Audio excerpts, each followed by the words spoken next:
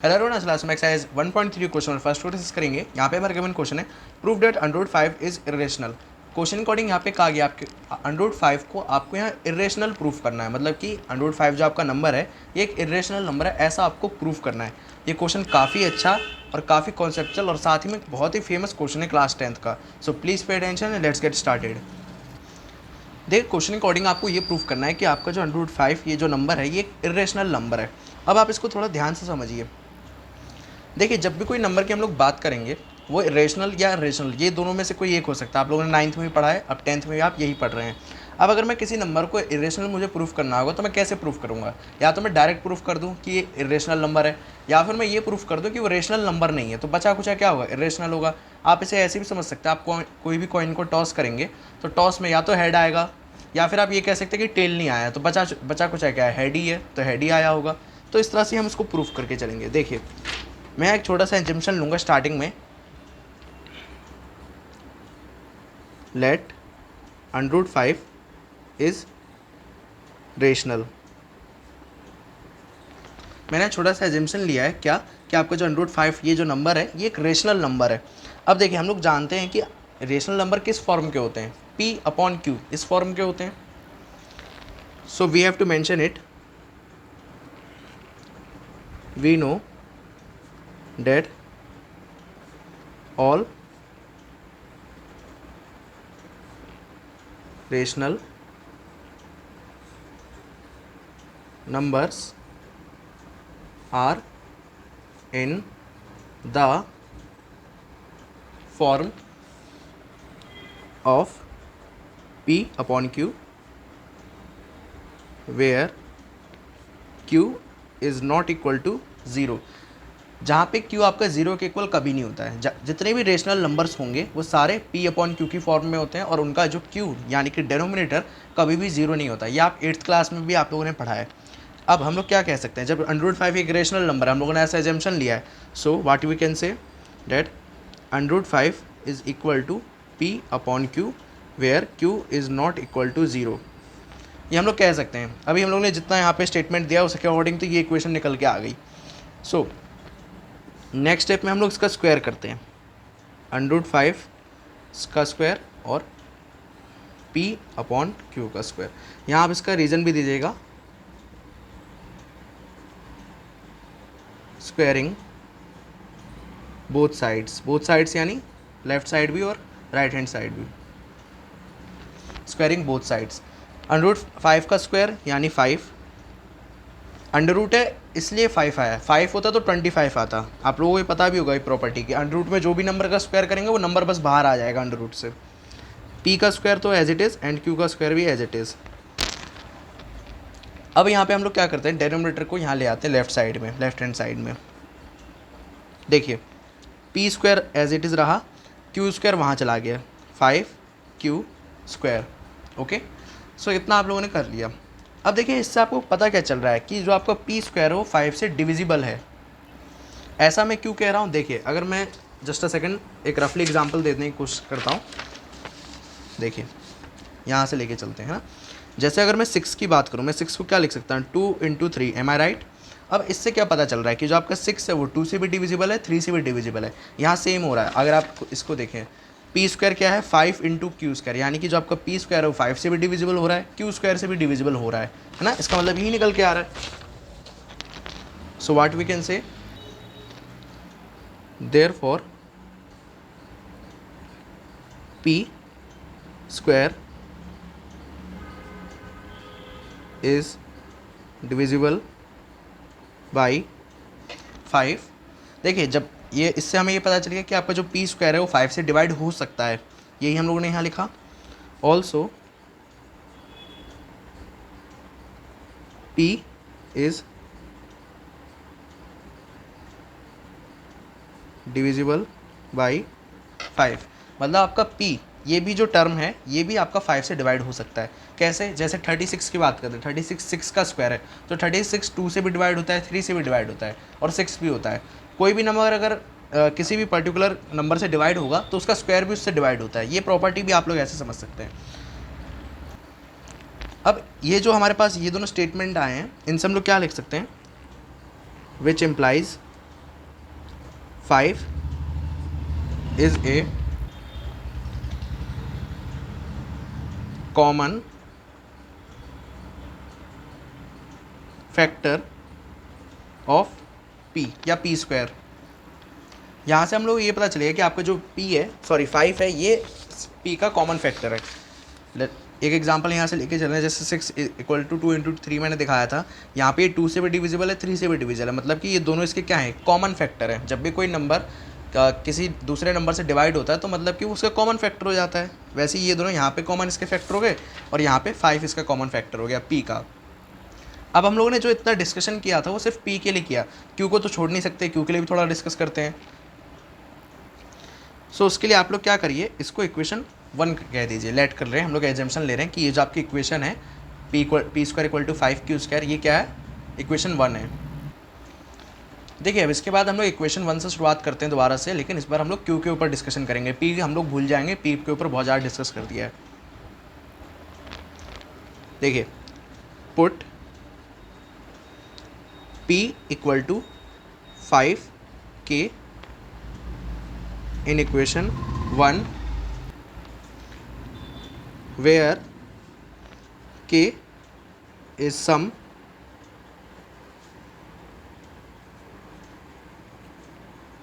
Integer. देखिए इसको समझिए, मैंने यहाँ पे एक छोटा सा एक और एजम्पशन ले रहा हूँ कि p की वैल्यू 5k मैंने ली है, 5k, और इसको मैं इक्वेशन 1 में पुट करूँगा, और जो आपका k है ये कोई भी इंटीजर है, कोई भी, मतलब 0 1 2 कुछ भी हो सकता है ये। देखिए इक्वेशन 1 क्या थी आपके पास, p square equal to 5q square, am I right. आपको क्या करना है, p की जगह पे 5k पुट करना है, 5q square as it is रहेगा, 5 का स्क्वायर 25, k का स्क्वायर k स्क्वायर, ये तो एज इट इज़ रहेगा। देखिए आप 25 को या 5 से डिवाइड कर सकते हैं। देखिए इसको कैंसिल करते हैं तो ये 5 टाइम्स कैंसिल होगा, ये 5 तो कैंसिल हो गया, डिवाइड हो गया, तो ये बचेगा q स्क्वायर। अब देखिए अगर इसको थोड़ा सा आप नोटिस करेंगे तो ये पुराने जैसे p स्क्वायर आ रहा था ना आपका, p स्क्वायर किसके इक्वल आ रहा था, 5q स्क्वायर, अब यहाँ पे q स्क्वायर आ रहा है 5k स्क्वायर के, मतलब पहले हम लोगों ने p स्क्वायर की वैल्यू निकाली, अब हम लोग q स्क्वायर की वैल्यू निकाल दी। सो अब लोग यहाँ पे अगर नोटिस करेंगे तो q स्क्वायर से क्या पता चल रहा है कि 5 इंटू के स्क्वायर, यानी वही हो गया कि जो आपका q स्क्वायर है 5 से डिविजिबल है, therefore q square is divisible by 5। Also q, अगर q डिविजिबल है तो q भी डिविजिबल होगा।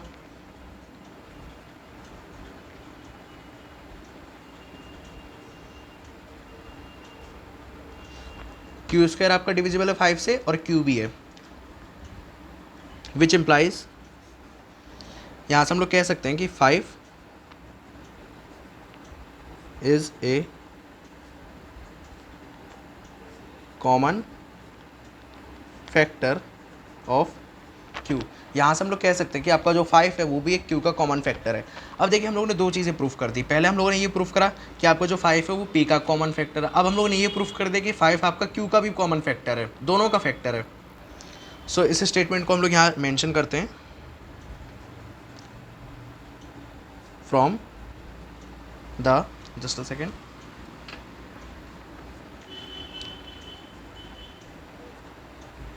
above discussion it is clear that 5 is a common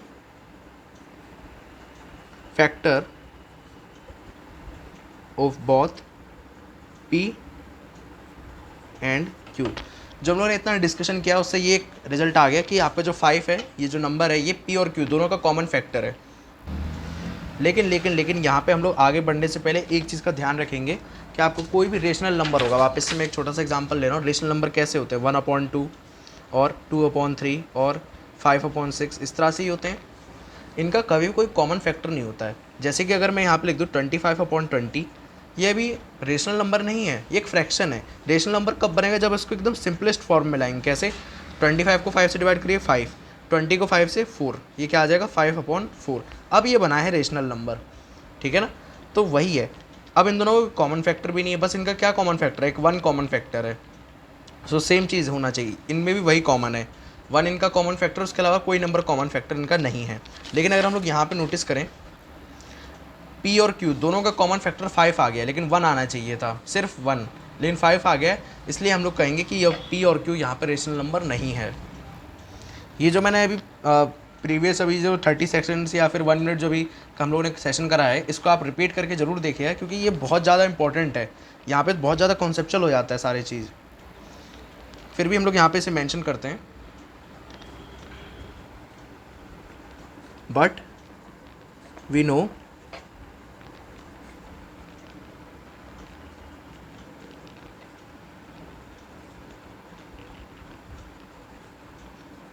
rational numbers have no common factor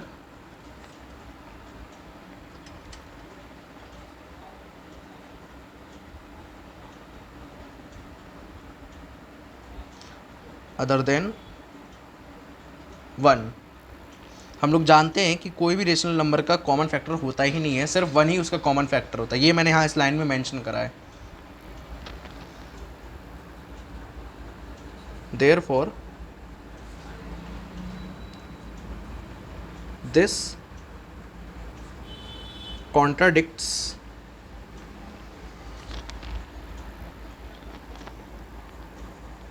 the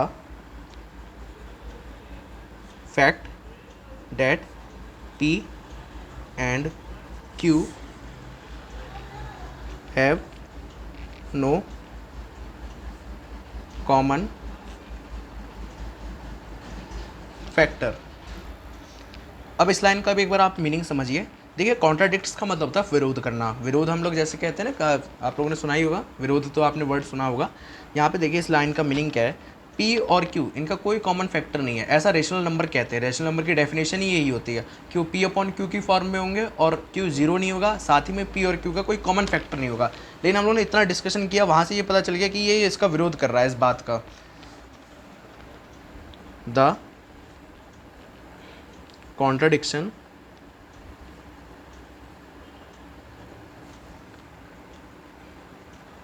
rises by assuming that √5 is rational होना चाहिए, rational, okay. Hence √5 is irrational। अब देखिए, ये जो मैंने इतने सारे लाइंस जो लिखे, ये डिस्कशन जो हुआ, एक बार इसको रिवाइज करके देखते हैं। देखिए हम लोगों ने क्या करा, एक बार छोटा सा एक रिवाइज करते हैं इसे। देखिए स्टार्टिंग में हम लोगों ने क्या करा, √5 को इरेशनल प्रूफ करना था, उसको रेशनल एजम्पशन लिया। रेशनल नंबर P/Q की फॉर्म में होता है, उसे उसके इक्वल रखा, स्क्वायर करा, थोड़ा सा सॉल्व करा, तो हमारे पास ये इक्वेशन आ गई, P² = दिस। इससे हमें ये पता चल गया आपका P² और P दोनों 5 से डिविजिबल है। अगर कोई नंबर किसी दूसरे नंबर से डिवाइड हो सकता है तो उसका मतलब वो उसका कॉमन फैक्टर है। तो हम लोगों ने यहाँ लिख दिया कि 5 is a common factor of P। इसके बाद हम लोगों ने P की वैल्यू 5 के ली, के कोई भी इंटीजर हो सकता है, उसको हम लोगों ने कहाँ पुट करा, इक्वेशन 1 में। ये जो आपकी इक्वेशन आई थी, यहाँ पुट करके इसको सॉल्व करा, तो यहाँ से हमें पता चल गया कि Q² = 5K²। जिससे और क्या पता चला कि Q² भी आपका 5 से डिवाइड हो सकता है और Q भी हो सकता है। इसके बाद हम लोगों ने ये कह दिया कि अगर कोई नंबर दूसरे नंबर से डिवाइड हो रहा है तो ऑब्वियस सी बात है उसका कॉमन फैक्टर है। सो हम लोगों ने यहाँ से मेंशन किया कि 5 is a common factor of Q। अब जो हम लोगों ने इतना डिस्कशन करा, इससे हमें ये पता चल गया कि 5 P का भी कॉमन फैक्टर है, Q का भी कॉमन फैक्टर है, लेकिन रेशनल नंबर का कभी भी कॉमन फैक्टर नहीं होता है। देखिए यहाँ मैंने लिखा है, इसमें इसको मेंशन करा है मैंने, but we know rational numbers have no common factor other than 1 के अलावा उनका कोई कॉमन फैक्टर नहीं होता। लेकिन यहाँ पे कॉमन फैक्टर निकल के आ गया है, इसलिए हम लोग कह रहे हैं कि √5 आपका इरेशनल नंबर है, रेशनल नंबर नहीं है। अगर रेशनल होता तो उसका कोई कॉमन फैक्टर आ नहीं सकता था। यहाँ पे कॉमन फैक्टर आ गया, और क्यों आया, क्योंकि हम लोगों ने इसको पहले रेशनल माना था, इसलिए हम लोग कह रहे हैं कि √5 आपका इरेशनल नंबर है। ओके, क्वेश्चन ये बहुत ही ज़्यादा कॉन्सेप्चुअल है, अच्छा क्वेश्चन है, इसे एक दो बार करेंगे तो रट जाएगा आपको, क्वेश्चन अपने आप ही आ जाएगा। हो सकता है आपको पेपर में या फिर कहीं और देखने को मिल जाएगा √2 √3 ऐसे करके कोई दूसरा नंबर देखने को मिल जाएगा, लेकिन घबराइए मत, स्टेप्स आपके सेम रहेंगे। और काफ़ी फेमस क्वेश्चन है क्लास 10th का। अगर आपको क्वेश्चन क्लियर हो गया होगा, please share to classmates and make sure to subscribe the channel. Thanks for watching. जय हिंद।